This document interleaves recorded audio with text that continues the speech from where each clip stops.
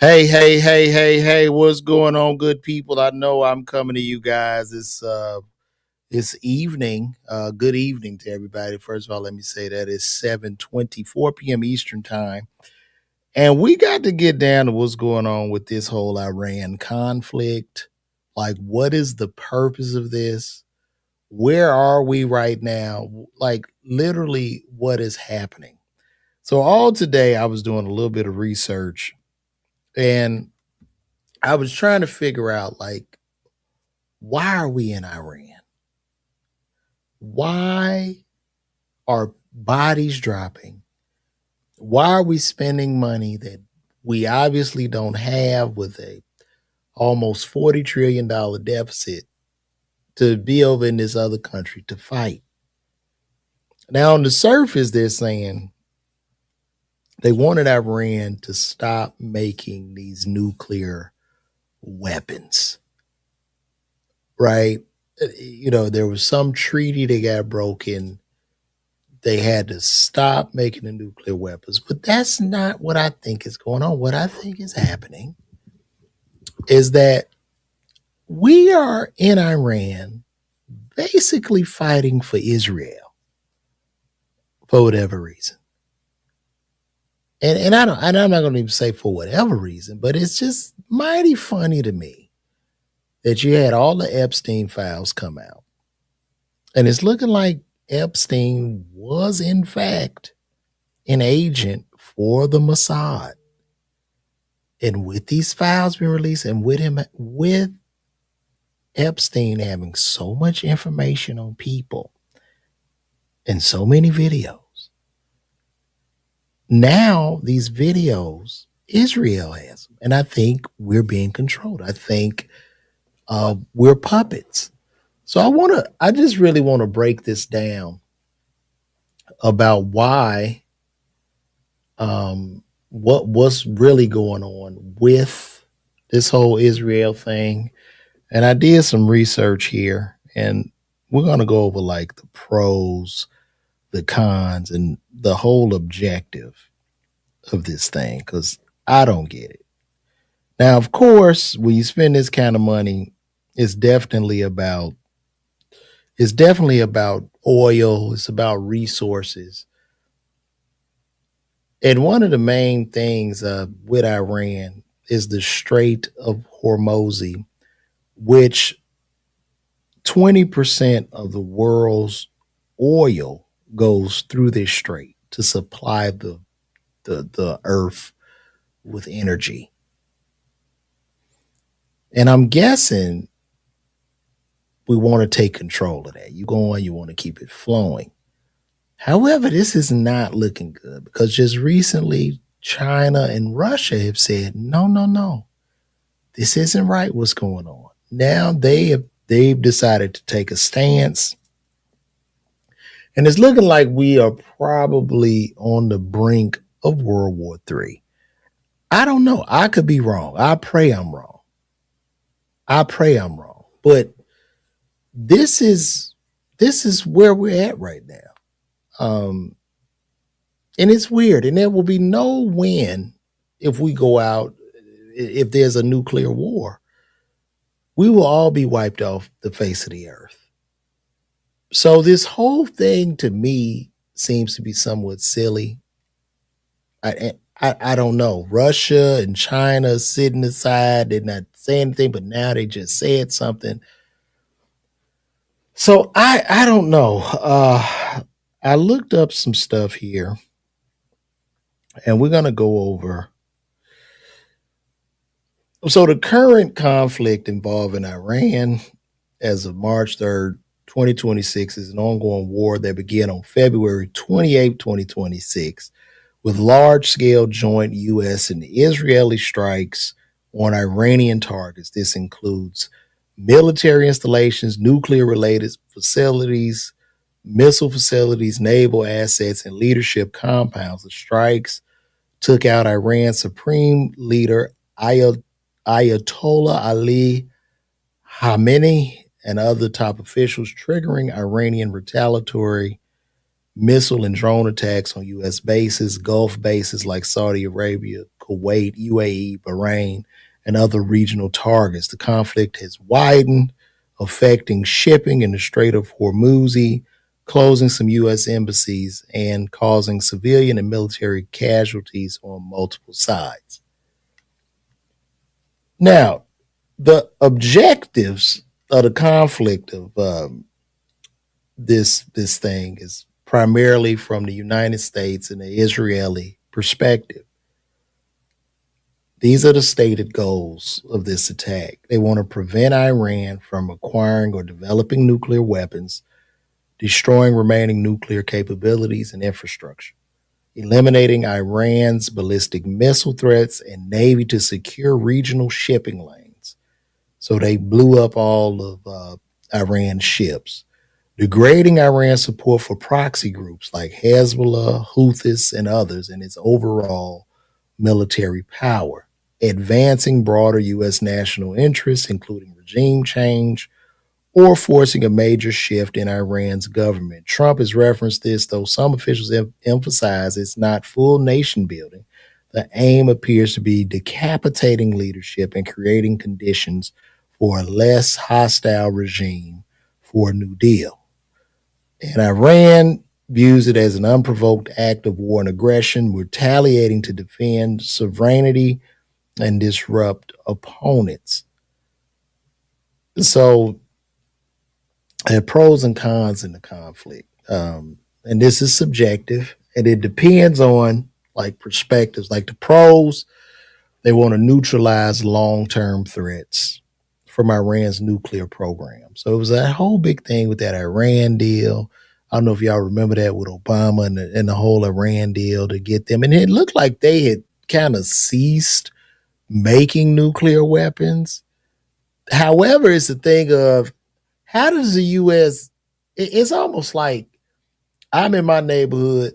It's five of us in the neighborhood. I got a gun, you got a gun, the other neighbor got a gun. But the one down the street, we like, no, he can't have no gun. He cannot have a gun.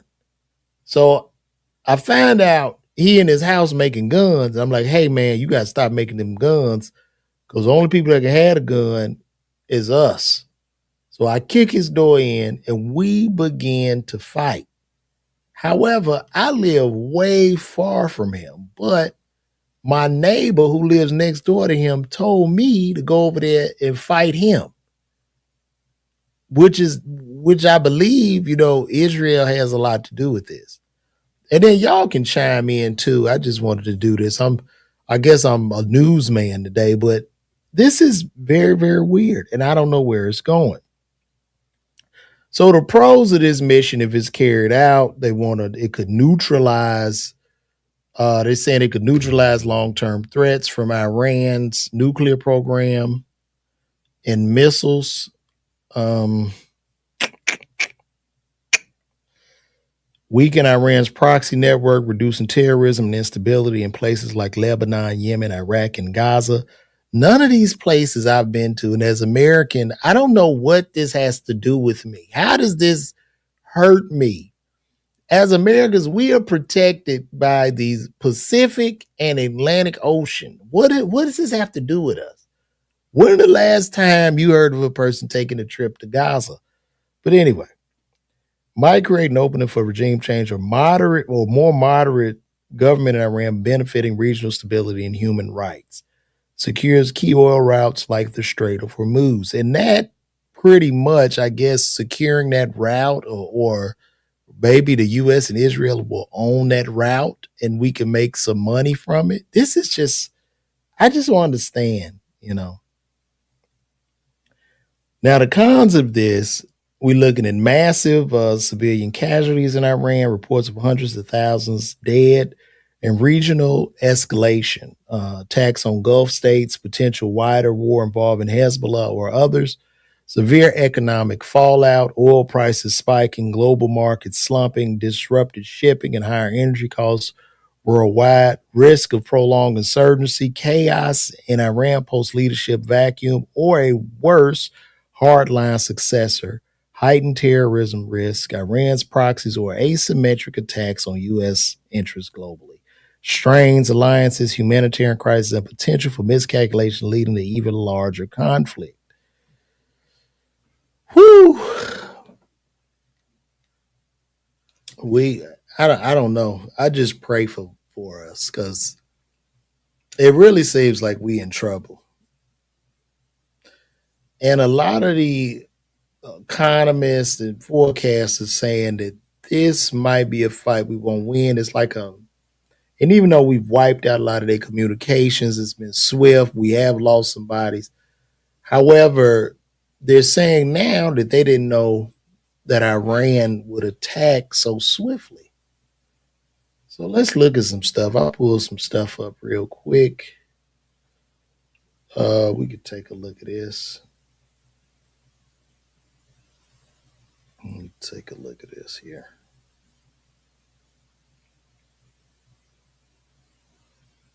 Let me see what they got to say.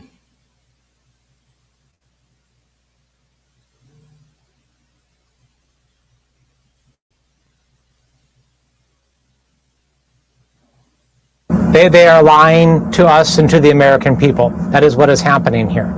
There is no intelligence. I want to be really clear. There's no intelligence that shows an imminent threat to Americans or the American people from Iran.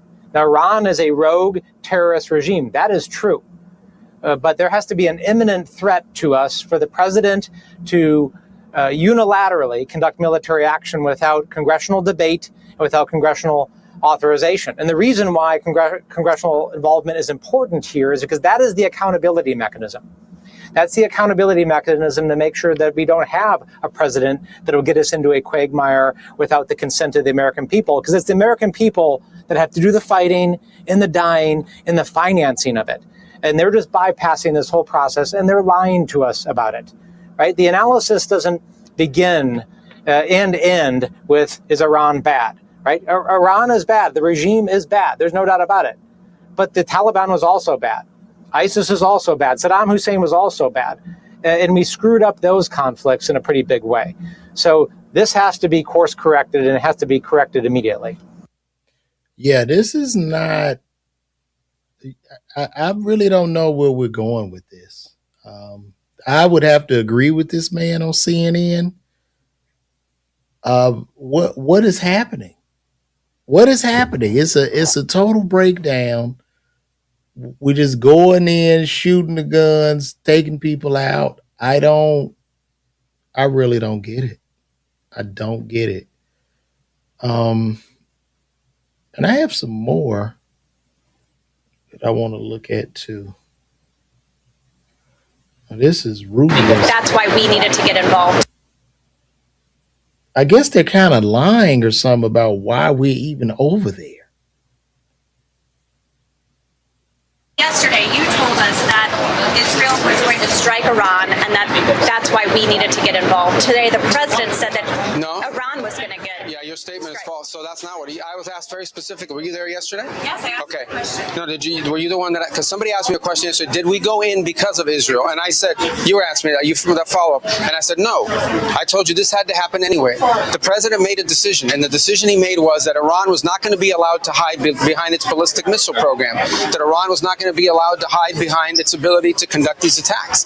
That decision had been made. The president systematically made a decision to systematically destroy this terroristic capability that they had, and we carried that out. I was very clear in that answer. This was a question of timing, of why this had to happen as a joint operation, not the question of the intent. Once the president made a decision that negotiations were not going to work, that they were playing us on the negotiations, and that this was a threat that was untenable, the decision was made to strike them. That's what I said yesterday, and you guys need to play it. And if you're going to play these statements, you need to play the whole statement, not clip it to reach a narrative that you want to do, all right? It's like they all like, I don't even know, what did Iran do?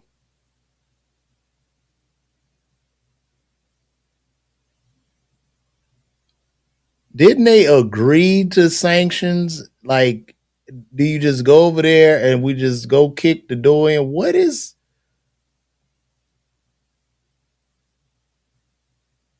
Let's see what Tucker Carlson has to say. I think Tucker Carlson, he's a seems to be a trusted source. Let's see what he has to say, y'all.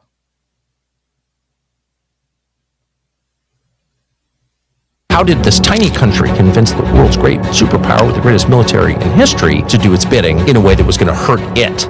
The most obvious answer is because Bibi told the president of the United States, you can join me or not, but I'm going. And at that point, you really only have two choices: get on board or tell Israel no. And if they did it, that would not protect us, because there are hundreds of thousands of Americans in the Middle East, and they're also the world's most important energy infrastructure. Now, of course, there's a third theoretical option. You say no, and if you do it, we're going to cut off aid. But that was not even on the table. The last president to do that was John F. Kennedy in 1962, when he got in a dispute with the founding prime minister of Israel, David Ben-Gurion, over Israel's nuclear program at Dimona. And President Kennedy said, no, can't keep testing, and I'm demanding inspections. And of course, he was not able to make good on those promises because he was killed. The truth is, and this is hard to say as a proud American, but the United States didn't make the decision here. Benjamin Netanyahu did.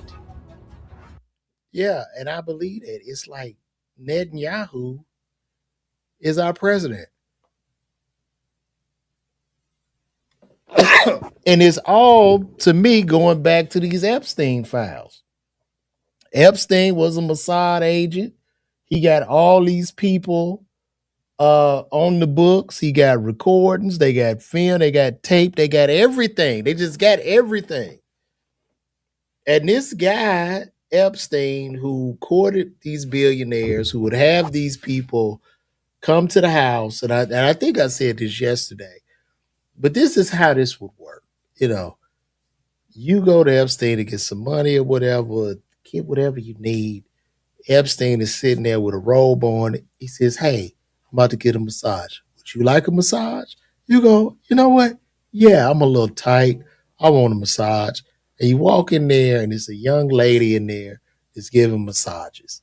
You both get the massage. He leaves. You get your massage, and maybe the young lady, tops you up, whatever. Okay? Now, what ends up happening, and where the blackmail and extortion was coming in on these guys, is you get a call from Epstein, right? Epstein will call you, hey, Bill, you're not going to believe this. Because you remember you came over to get that massage? And Bill goes, yeah, I do. Yeah, dude, somehow that girl had a camera and she was filming you, and she has it on. You're like, what? And by the way, turns out that this girl was only 15. I thought she was 18. Now you're flustered. Your blood pressure drops. You're like, oh my God. But then Epstein goes, hey, but it's okay, because I can help you. I can help this go away. So he becomes, in a sense, your fixer, and then at the same time extorts you. Now they have all this information. They just have everything. They got the money. They got the fuel. They got everything. And even when you think about it, right, here's something deep. They removed that $7,500 EV credit. We also know that Elon stopped making the Model S, which is what I have, and the Model X, because they took away the credit. Now, why did they take away that credit? Why are we trying to push back the hands of time for us to still be driving gas cars? Because if you drive an EV, you just know that EVs are far more efficient, and they're just better. The newer EV, I got an old model Tesla, but these newer EVs are great. They're terrific cars. You don't have to go get an oil change. You don't have to go get gas and fuel. Right? Now, if Israel controls the fuel, he got on the phone call. Hey, you need to get rid of this EV credit. What is this? Why is America going to EVs? We need somebody to sell this oil and gas to. So you cut that. You remove the incentives for EVs. And it doesn't matter, because more and more people are going to drive EVs. They're just a smarter car. They're just smarter. They're smarter. You don't have transmission fluid and all that stupid shit you got to flush. It's a simple car, like having a go-kart, but it's just smart. It got all the computers in it. It can drive you. Why wouldn't you want an EV? Why wouldn't you? But now they're trying to mess up infrastructure because what was happening was this. This is what was going to happen. There was a time before we had refrigeration where salt was a commodity. Salt was a very, very expensive commodity like oil. And salt was very, very expensive because you had to use that salt as a preservative to save your food before refrigeration. Once we got refrigerators, the value of salt dropped to where you get table salt for relatively cheap. And that's what's going to happen with gas and oil as we increase the amount of EVs we ride. We should no longer even be dependent on foreign entities for our fuel and energy. We shouldn't even care. We should move on, give as many incentives as you can for EV. Let's push the EVs. Let's fix the power grid. Let's move on into the future. I don't even, with EVs now, if you got like a Ferrari, a Lambo, that doesn't excite me because I look at it's like stupid to me. Those gas cars look stupid to me because I'm like, it doesn't drive itself. It can't do nothing. What is it supposed to just look pretty? I don't care. You know what I mean? Like, I don't have to put gas in this. Like, it just, they look stupid at this point. So we need to be really moving toward the future, but we can't because in America, we're just puppets. That's what this whole conflict is showing, that our whole system is compromised. And we're just puppets, and Israel has his hand up a lot of our high officials' backs. Now, if you have some information and you disagree, and this is just me talking, I could be totally off base, but if you disagree, let me know. Chime in. Educate me on what's going on. Because I don't understand. We were doing good, economy, not doing the best. But now you're trying to, I don't know, hit a reset button or something. It's very, very strange. And also, too, the scary part is that China has just said no. China and Russia have joined in, and they like, no, we're not playing this shit. Like, that China and Russia are like, no. Y'all cannot keep doing this. And let me find that. Let me see.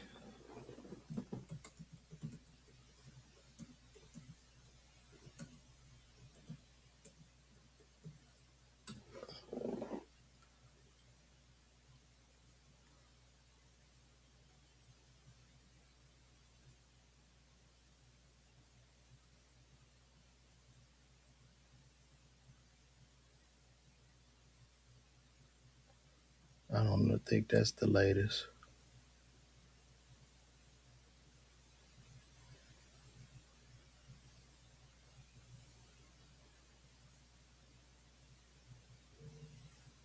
Maybe there was misinformation.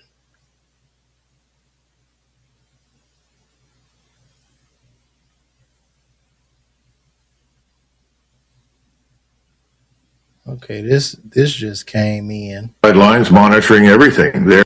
Let's take a look at this. Yeah, and the economy is tanking and shit. Let me see. What about China's ability to impact outcomes in the Straits of Hormuz with what is now the government of Iran and then 50% of their oil on the other side waiting to get through? Well, China and Russia are sitting on the sidelines monitoring everything. They're in close touch with the government. They're providing satellite intelligence, which accounts for some of the tremendous successes, particularly in Israel and on our U.S. bases. All of our bases have been destroyed.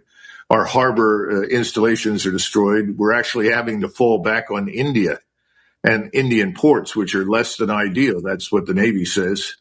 And I think Iran much to our disappointment, is faring very, very well. The question is, how long can we keep this up? I think logistics is the vulnerable part of this entire operation. Remember, you got to go back and reload. You've got to fly things in. You've got to sail in. Iran is a continental power, 93 million people, the size of Western Europe. Both China and Russia are continental powers. They don't have supply chain problems. Their manufacturing capabilities are intact. Right now, the missile cities that underlie all of Iran's provinces are untouched, and they have an inexhaustible supply of missiles. I think this is going to go on for some time. And the question is, when does Israel step up and say they've had enough? We went through that before during the 12-day war. When do they say this is too much? When do they say if this doesn't stop, we use a nuclear weapon?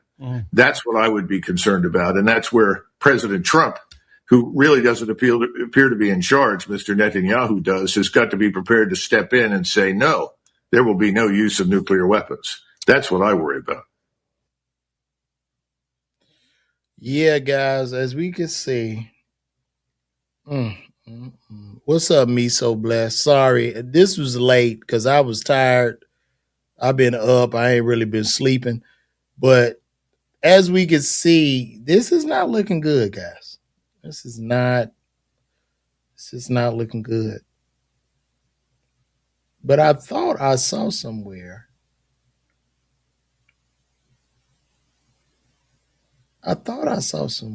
Where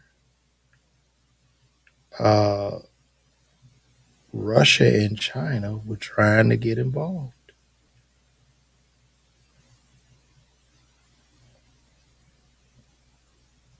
Now, let's see what Fox News has to say. Oh, too, guys, and don't forget, I'm going to be live in New York. The City Winery in New York. Get those tickets right here. You could go to LeVarWalker.me or you get the tickets right there by clicking that QR code. We're going to have a good show at the New York City Winery. Let's take a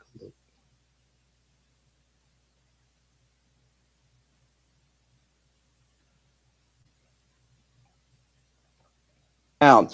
They constantly interrupt the free flow of oil through the strait. It jacks up prices. It jacks up premiums. It boosts inflation. And China buys all the cheap sanctioned oil. That's not going to happen anymore because what we've done here is now with Venezuela and Iran, we've basically tipped over two petro dictatorships, both proxies of Russia and Iran. It weakens both of those countries. And we now control almost the entire world oil market. And we've kicked out Russia and China from the Middle East, an oil-rich region right in the middle of the world trade from Asia to Europe. That's where all the goods and energy flows.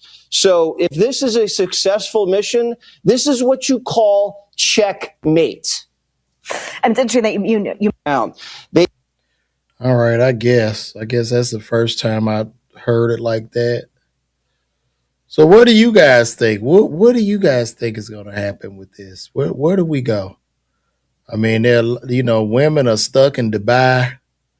They over there, they done got their money and slept with the animals or got shitted on or whatever they do over there. But now they're stuck.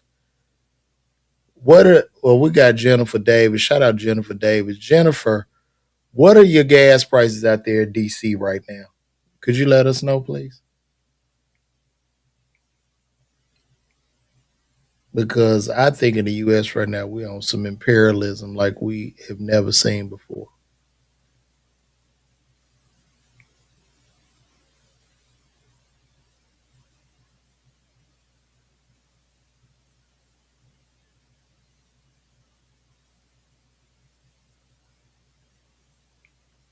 Well, maybe China and Russia they're not intervening. So we'll topple, I guess we'll end up toppling Iran. So right now in DC, gas is $3.99 for mid-grade.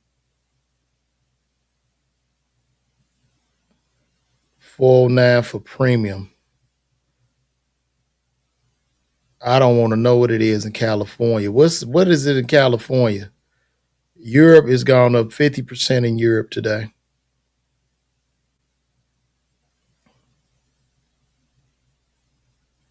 China has robbed its people to prop its government for years now, and they should worry more about that. Ghost cities with millions of unfinished homes. Russia has Ukraine to worry about. I agree. I agree, guys. I really agree.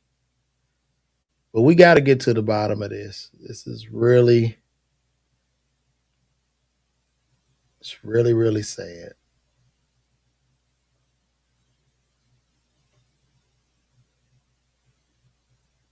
And people are dying.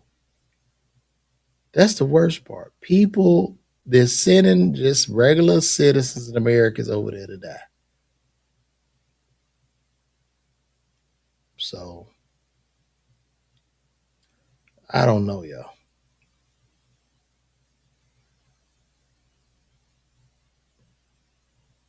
I'm keeping us up to date.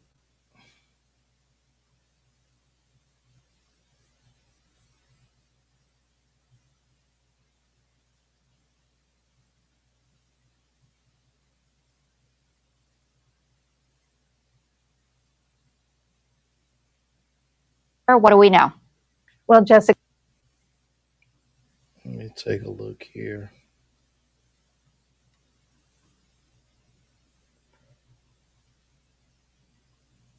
A Fox News alert, an official source has confirmed that a suspected Iranian drone has hit a CIA station in Saudi Arabia's capital. Jennifer Griffin is live in Washington. Jennifer, what do we know? Well, Jessica, we've confirmed with an official source that, in fact, it was an Iranian drone that struck the station, the CIA station in Riyadh. It was part of that U.S. Embassy compound, part of that drone strike last night that led to damage at the embassy. This is certainly a symbolic victory for the IRGC. Nobody was injured. Nobody was at the embassy at the time. The Washington Post was the first to report on the incident, and that it was, in fact, the CIA station that was targeted and hit. But what this indicates is that drones, the Iranian drones, are going to be a big problem. They can take out the missile launchers and even the missile stockpiles, but they have thousands, if not tens of thousands of these drones, and anyone can put them in the back of a truck and fire them. These are really the new suicide bombs of the next phase in the Middle East.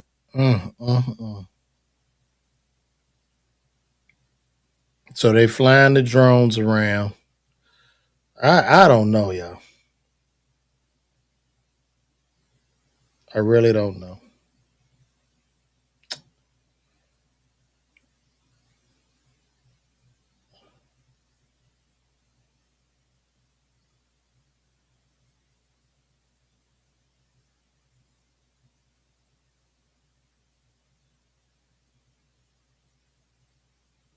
Against an enemy that wanted to.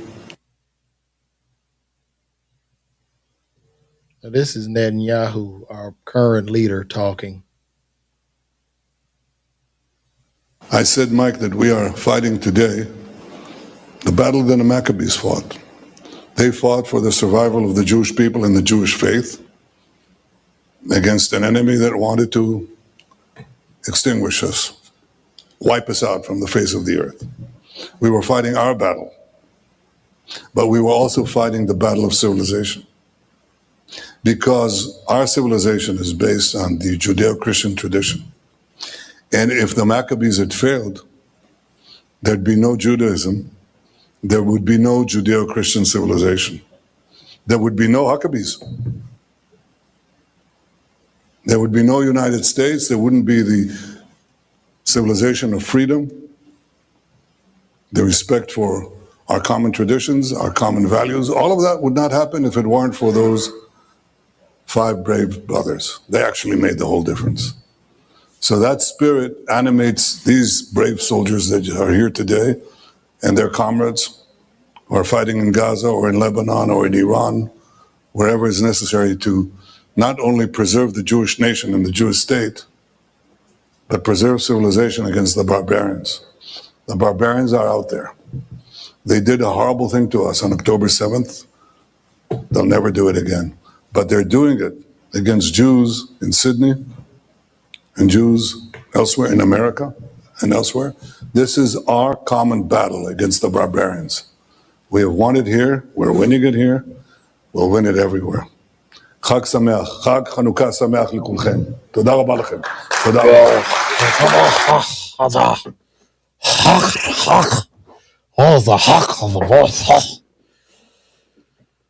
Well, guys, I don't know. Y'all. What we gonna do, y'all? We got to figure this out as a community. I need the chat to chime in.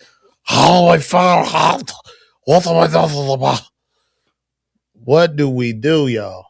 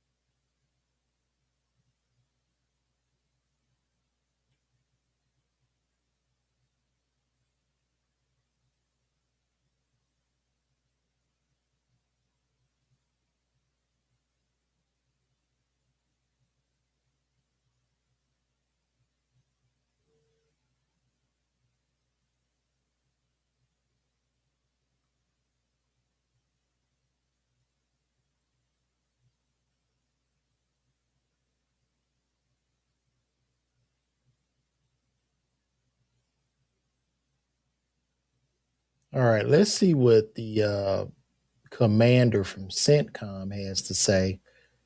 This is one of the Here to provide you an operators. update on Operation. This is called Operation Epic Fury. And then you don't even know who to believe in none of this, man. Good afternoon. I'm Admiral Brad Cooper, the commander of United States Central Command. In this capacity, I lead U.S. military forces in the Middle East. I'm here to provide you an update on Operation Epic Fury, now in our 4th day of execution. First, I'd like to express my deepest condolences to the families and teammates of the extraordinary Americans who've been killed in action. And I'd also like to extend our prayers for a speedy recovery to the wounded. Yesterday, you heard from Secretary Hegseth and the Chairman of the Joint Chiefs. Today, I'd like to give you an operational update on where we are and provide you with some key facts. By order of the President of the United States and the Secretary of War, our military in the Middle East is undertaking an unprecedented operation to eliminate Iran's ability to threaten Americans, as they've been doing for nearly half a century. Having spent more than 36 years in the military, I could not be prouder of America's sons and daughters in uniform who are answering the call. More than 50,000 troops, 200 fighters, 2 aircraft carriers, and bombers from the United States are participating in this operation, and more capability is on the way. These forces bring a massive amount of firepower, representing the largest buildup by the U.S. When were we being threatened by Iran, bro? Can somebody tell me when was Iran threatening us? What about the word that Operation Epstein Fury was told the regular troops of Trump was anointed by Jesus and they are trying to invoke Armageddon? Bruh, I don't know, man. In the Middle East in a generation. In the opening hours of Operation Epic Fury, U.S. Central Command forces, together with Israel, delivered overwhelming and unprecedented strikes into Iran. Many of you may remember the shock and awe strikes of 2003. The first 24 hours of this operation were nearly double the scale, and we continue with 24/7 strikes into Iran from seabed to space and cyberspace. Now, we're less than 100 hours into this operation, and we've already struck nearly 2,000 targets with more than 2,000 munitions. We have severely degraded Iran's air defenses and destroyed hundreds of Iran's ballistic missiles, launchers, and drones. And in simple terms, we're focused on shooting all the things that can shoot at us. Our B-2 bombers and B-1 bombers have executed uncontested surgical strikes against multiple missile facilities deep inside Iran. And then just last night, a B-52 bomber force struck ballistic missile and command and control posts. We are also sinking the Iranian Navy, the entire Navy. Thus far, we've destroyed 17 Iranian ships, Damn. including the most operational Iranian submarine that now has a hole in its side. For decades, the Iranian regime has harassed international shipping. Today, there's not a single Iranian ship underway in the Arabian Gulf, Strait of Hormuz, or Gulf of Oman, and we will not stop. We will continue to conduct dynamic targeting operations. We're hunting Iran's last remaining mobile ballistic missile launchers to eliminate what I would characterize as their lingering launch capability. Now, in retaliation, the Iranian regime has launched over 500 ballistic missiles and over 2,000 drones. To be clear, Iran is indiscriminately targeting civilians as they launch these missiles and drones. You've seen it on TV. The evidence is crystal clear and overwhelming. Having said this, we are seeing Iran's ability to hit us and our partners is declining, while our combat power, on the other hand, is building. And my overall operational assessment is that we are ahead of our game plan. Along the way, every single branch of our military is achieving unprecedented success. I'll talk about just a few of them. Our naval forces have deployed multiple waves of cruise missiles, obliterating Iranian command and control and air defense capabilities. From 2 aircraft carrier strike groups, we're squeezing Iran from the sea and have them backed into their own ports. U.S. air forces are doing what they do best, executing a high volume of airstrikes right into Iran. Operationally, the 2 most powerful air forces in the world, the U.S. and Israel, are dominating the skies of the world's largest state sponsor of terror. Our U.S. Army soldiers are defending ourselves and our partners, and in a historic first, the U.S. Army fired long-range precision strike missiles called PrSMs in combat, providing an unrivaled deep strike capability.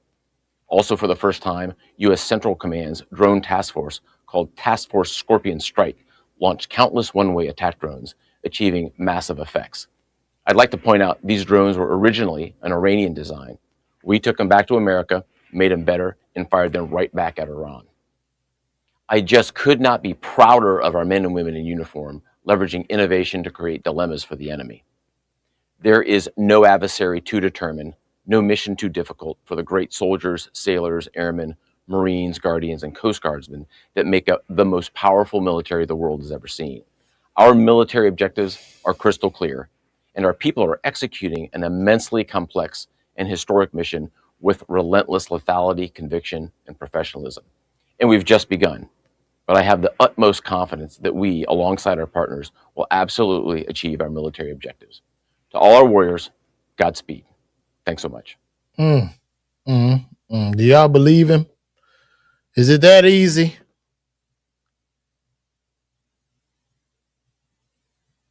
It ain't no way. Hold on. Man, it ain't no way that say no $200. We about to look that up right now. Ain't no way, bro. You just looked up city. No. Let's take a look. I'm going to pull it up and we can look at this together.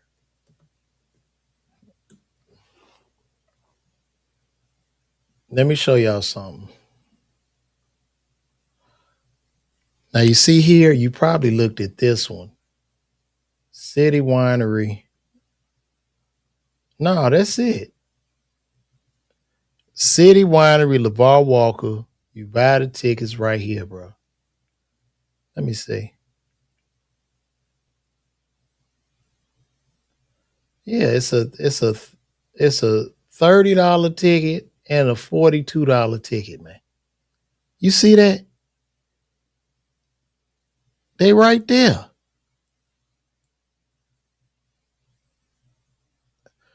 Y'all pull up on me, man. We here. This is fees included. See, it's a the ticket $25. They got a $5 fee on there. This ticket is $35 with a $7 fee.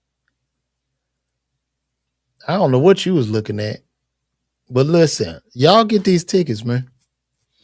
You can see there, it's right there. Y'all go right there to New York City Winery. Come on, let's sell this out. Because I know y'all, I know New York is a big market for me. Like a lot of people from New York watch me and see my videos and stuff. So pull up on me, man. Yeah, pull up. And if any of y'all I watch from New York, look, New York City Winery. See? Look at that. I pulled it right up for everybody. We gonna hang out, Jennifer. I can't wait to come to Arlington. I'm trying to do this, man. Y'all get these tickets before I have to take my ass back to the pharmacy, which I'm trying not to do. Let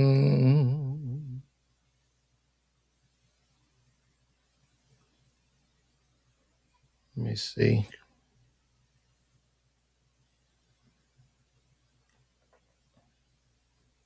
All right. We done talked about this long enough. I don't know what else to say about it. I've given my thoughts. I believe that we are being controlled by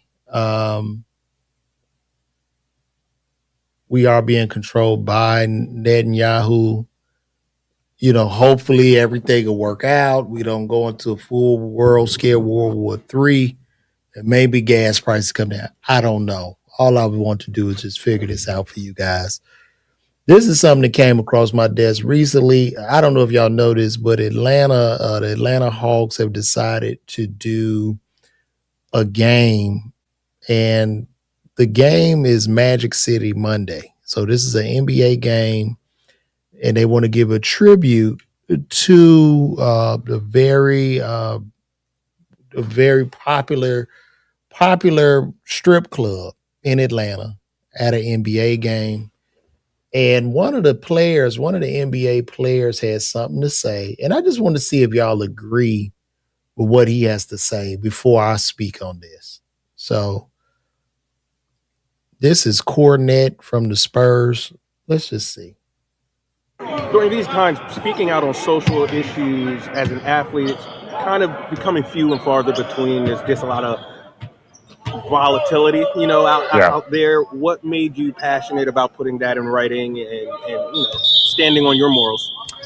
I really just saw the statement last week and the announcement by the Hawks, and just in terms of the public voice as it pertained to, I feel like it didn't really represent what I know, myself and a lot of others throughout the NBA felt. So I think I did just, want to make sure that part of the discussion is expressed, and it comes with people like criticism and stuff like that, and I think that's part and parcel of why people might be hesitant to do so. But I think actually trying to get the conversation started and able to have is something that's important to be able to try to help ensure that the league is kind of something that everyone is wanting to represent, and an environment that you want to have. Has the league itself reached out to you, or have you heard from them? Not really in the aftermath with it. Beforehand, I spoke with some people in the league just to kind of see what the status of it was, to make sure, I was kind of up to date on the situation. Since reaching out, yeah. So what he's talking about basically is he's against the NBA doing a Magic City Monday night at the Hawks arena. A lot of people in the community are pushing back, saying that Magic City is a part of the Atlanta culture, and that is the way of Atlanta, right? But here's the thing, and I don't think people realize this, but you have children that go to these NBA games, right? No matter how you want to look at this shit or how you want to package it, if I had a daughter, she 9 or 10, and we at the game, and I'm coming to see that I bought my tickets and everything, see the game play, and there's a Magic City celebration, and my little girl says, "Dad, what's Magic City?" How do I explain? Oh, Magic City, honey. Oh, that's where strippers go. That's where women without fathers go, and they work and they lay on their backs and sell ass and they exploit themselves. Isn't this a terrific celebration? What I'm so shocked about is that people don't see any slight perversion in this. And why aren't black people in a rage about that? And this ain't even no knock to Magic City, because at the end of the day, there's more than Magic City in Atlanta. You got Cheetah, which is a white club. You got the Pink Pony or whatever. So basically, you're just selling black people negative stereotypes, and black people are eating this up as somehow being a part of Atlanta culture. And it's a difference between culture and subculture. Me personally, I'm going to take the side of this does not need to be celebrated in an NBA arena, bro. I'm sorry. I'm sorry. You're celebrating sex workers. What are we doing? What are we doing? Jennifer, I'm from Chicago, originally south side of Chicago. Thank you for asking. But what are we doing right now? Aren't we kind of lost with that? I don't know what side anybody's on, you know what I mean? But I saw the homie D1, one of my rapping homies, and he was pushing it back. He was like, yo, where are we right now? Is this what you want to portray? This is the image that's no different than the Hawks going Monday night for Dr. Luther King, like Monday night, Dr. King's birthday, we're going to have chicken and watermelon night for the blacks, because this is specifically targeting black people. Specifically. Now, you say you was getting a Baltimore accent. How you get a Baltimore accent? I didn't say two, the bull, two. That's crazy to me. It's just, you know, if they supposed to be they already done changed the game. They want the game. So the NBA to me has done several things. You've already changed the nature and speed of the game, where guys are just standing outside the perimeter taking shots. Nobody drives to the lane. You pay guys through the roof. You give a guy 40, 50 million before he laces his shoes up. You've made the game more international. You want it to be more family friendly, but at the same time, you're going to celebrate a strip club inside of the arena where there are families and children. Make that shit make sense, man. Make it make sense. It's wild to me, man.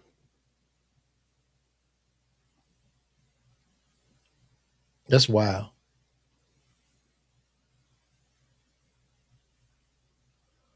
And I don't understand it.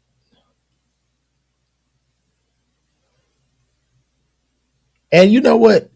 I want to get back on this Iran conflict, but we don't even know who to believe in this. That's the crazy part. I don't know who to believe. And it was launched with. Now this is I don't know her name, but this is another politician talking about this.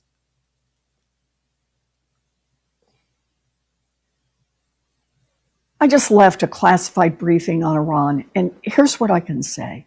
It is so much worse than you thought. You are right to be worried. Trump administration has no plan in Iran. This illegal war is based on lies, and it was launched without any imminent threat to our nation. Donald Trump still hasn't given a single clear reason for this war, and he seems to have no plan for how to end it either. Like a lot of you, I am really angry. I am angry at what Donald Trump is doing, and I feel grief for those already killed in this unnecessary conflict. And I will keep doing everything I can to fight to end this war. Thank you. Yeah, I don't know. That's our senator, but I don't know who. Bro, it don't make sense. I don't know why we over there fighting. I really don't know. It's wild to me. And you know, they just wasting money. All that damn money you could have been done forgave student loans. You know how much money they spending on this shit to run over there? Let's ask Gemini how much money is being spent per day.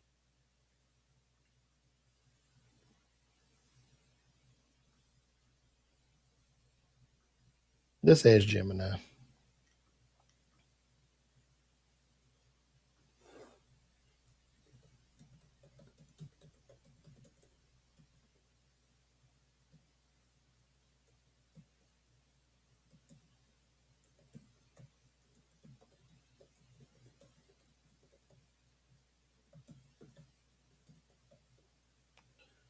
Let's see.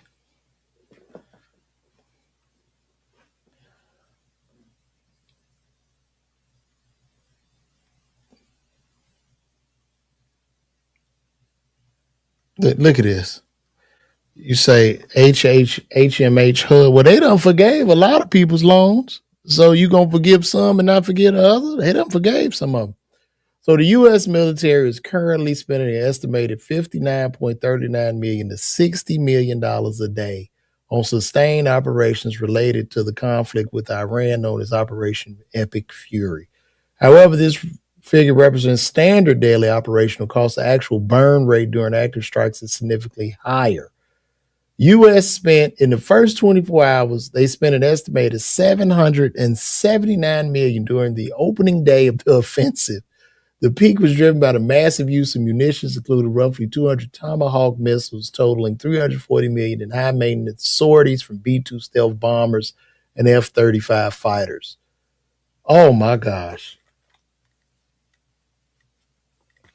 So that means you need to buy stock in Northrop Grumman. Buy you some stock in Northrop. Northrop Grumman stock must be through the roof right now because they make all this shit. Let's see that stock price. Northrop Grumman stock. They down just $8. Did we see a spike?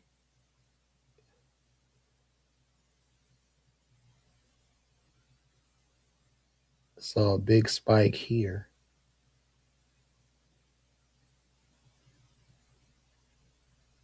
Oh yeah, it did. That thing did jump up. See year to date. Look at that. $768. January 5th, it was just $611. Look at the money that made. What's Snap?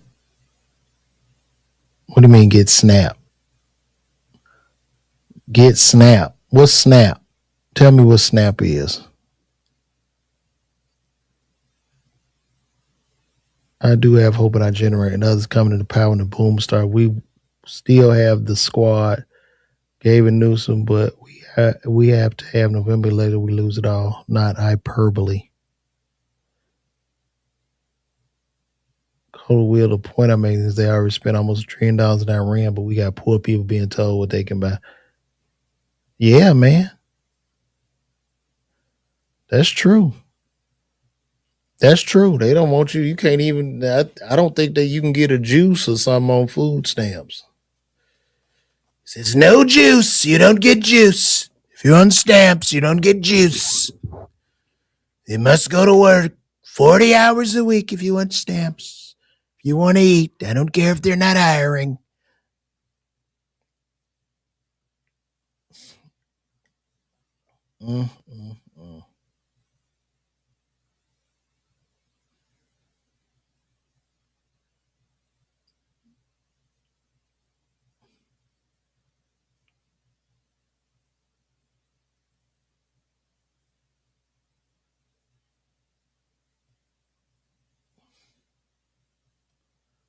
Oh, man, look at this. You guys put in the work. Matthew Knowles got mad because they asked about Tina Knowles as Beyonce was concerned. Let's see. Flowers. I've said the same thing to Tina Knowles. You guys put in the work, and obviously the talent was there with your kids and your grandkids. What work did she put in? In the hair. Okay, clothing, you're absolutely right. And the styling. The styling. The imaging, you're right. She claimed to have preyed on the name. and different aspects of that. Sure. Sure. So, yeah, it's a joint effort. We'll stop now.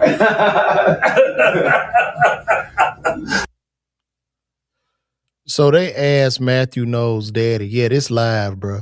They asked Matthew Knowles, Beyonce's daddy, what did Tina Knowles do as far as Beyonce is concerned? And this was his response as far as Beyonce's career was concerned. So check it out. Flowers. I've said the same thing to Stina Knowles.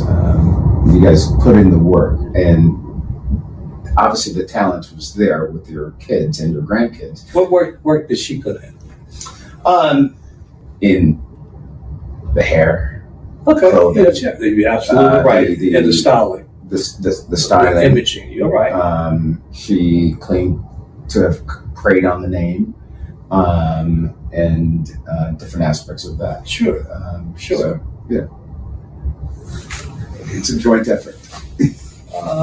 He just asked what work did Tina put in as far as Beyonce, the success of Beyonce's career is concerned. He basically said she was the wife, but he was the mind behind it. He actually, Matthew Knowles is an interesting dude, man, because y'all know he actually he was like a very, very successful salesman or something, and saw his daughter had this talent, started managing her, and even went back to school to get a degree in business for music. Like he a real mogul, man. Like he don't get enough love, I don't think. He don't get enough love. Thank you. Thank you. Flowers. I've said the same thing to Stina Knowles. You guys put in the work. I didn't tell no lie though. This is interesting too. Now let's take a look at this. We about to pull up Joy Chavis, who is the baby mama of Bow Wow, Future, and Trevon Diggs. To manage a business. And she's saying she's tired, she's tired of dealing with 3 children with 3 different baby daddies.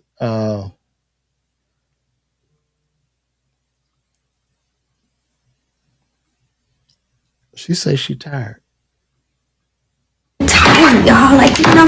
It's like having 2 kids is one thing. Having 3 is like having 10. The babies is where they at. I need a break. Shy is with her dad. Hendrix is so hard to manage a business and make sure I'm overseeing that Instagram. Someone says stop having them if you're tired. Good one. Shut up. People be tired without kids. What are you talking about? Oh, poor girl.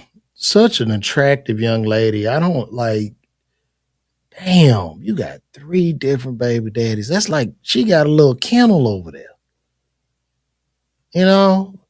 Just imagine you got siblings and you sitting over there. Is all y'all sitting over there waiting to get picked up. All y'all got a different daddy. And y'all getting picked up like little puppies. You know how when people go get a puppy out of a litter? That's what's happening. And then they get mad because one daddy got them something, the other daddy didn't get them nothing, and then one daddy spending more time and the other daddy not spending time. Man, damn.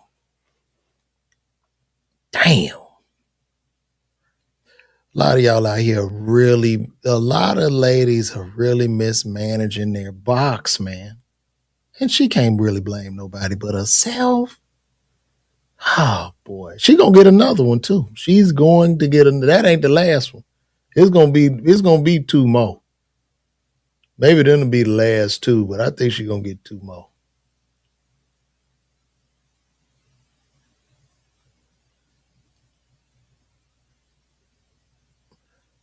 Well, guys, I think I'm gonna wrap this up. Look, get them tickets though, man. Let's go. Let's go, New York City. I'm coming. New York City Winery. I'm going to be in the loft. It's a beautiful establishment, beautiful place. I got a $35 preferred ticket, a VIP ticket for $35, and I got a $25 general admission. Come on, man. Come out. I'm going to give you a good show, too. We going to laugh. You're going to laugh when you come. So pull up on your boy, man. Listen, I love y'all, man. I appreciate y'all tuning in. I appreciate y'all rocking with me. If this is your first time seeing me, please go subscribe to my YouTube page at LeVar Walker TV, and shout out to everybody over on the YouTube page at LeVar Walker TV. I really appreciate y'all's support from the bottom of my heart, man. So thank you guys. I'm going to check out. And then too, y'all go check out some of my stand-up. I got a lot of stand-up on YouTube. Y'all can see what I really, really do. You know what I'm saying? So I appreciate y'all. Love y'all. Thank you, Frank Frasina. I keep using my voice, keep talking, and I'll be up tomorrow morning. I'm going to try to hit this at about 9 o'clock. We're going to get it in. So thank you guys. Good night and God bless.